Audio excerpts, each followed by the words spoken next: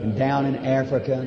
We're going way out there among those natives and those tribes out there that hardly are civilized maybe, and way back in those jungles where those missionaries just fought to win the prize and sailed through bloody seas.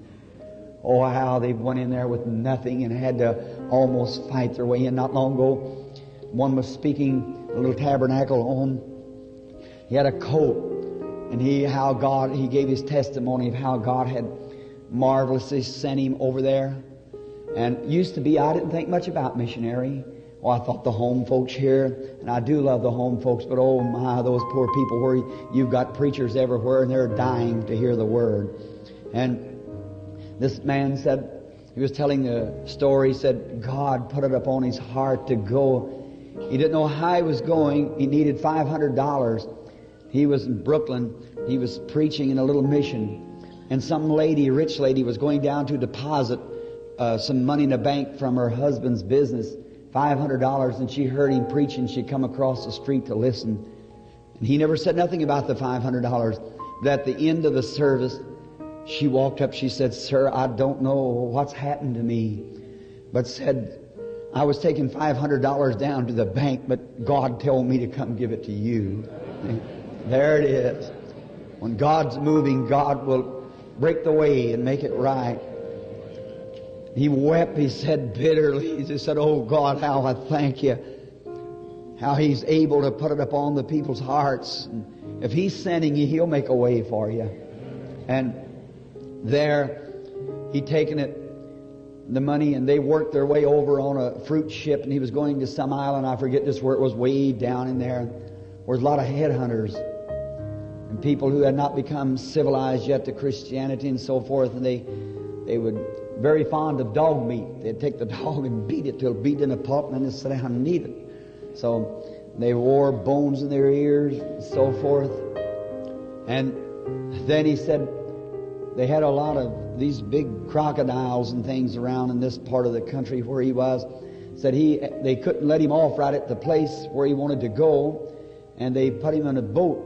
His wife and he and one, and he had a quartet, and the other one of the boys of the quartet was his own son. Said they had a great big image, a devil sitting out there on a rock. They call it the Devil Rock. And said when these people, when they started through, said there's many of those great crocodile and things along the banks, and said they began to scream out to this Devil Rock to turn their boat over. He said, "Brother Branham," said, "I don't know how much you believe this, but said our boat began rocking. Now look, a devil is a power. That's right. Now I believe just as much a personal devil as I know there's a God. Because God said there was. And there the boat began to rock, and he said, my wife got off of the seat back there in the stern and slipped down, raised up her hands and said, "Father dear, you sent us over here. Now help us, will you?"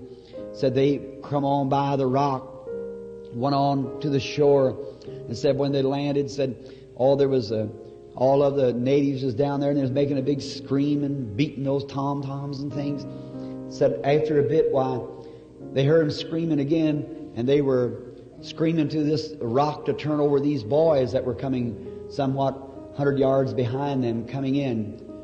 And said, "Brother Branham, their boat turned over. A crocodile turned their boat over or something out there, and there was their boys right out there among those crocodiles." And the mother started weeping in the church when they was telling it. She said, "Oh, I just knew that they just pulled those boys apart." And said, Dad and I put our arms around one another and fell down on the bank and began to screaming to God with all of our heart to save our boys and know that God had sent us down there.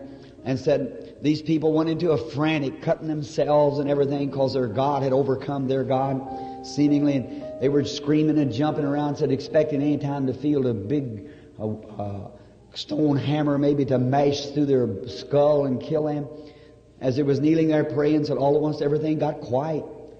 They didn't know what would happen. So they listened closely, and all thing they could hear them was the waves coming to the shore. So there they began to hear some singing. And they looked out and said these boys were lined up, and every one of them perfectly in harmony, swimming right through those crocodiles, singing, "Rock of Ages, cleft for me, Let me hide myself in Thee. I'm telling you, brother, the same God that could close the lion's mouth and with Daniel can close the crocodile's mouth, He's the same God today that He was back in those days.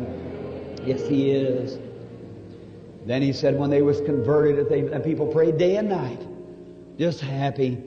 And He was back then taking up money, and I give Him all I had to try to build a little church down there and so forth to get them started. And how they prayed, and God gave them rain, and what all more things had taken place in there. Oh, what a truth it is to go and to work for our Lord in other fields.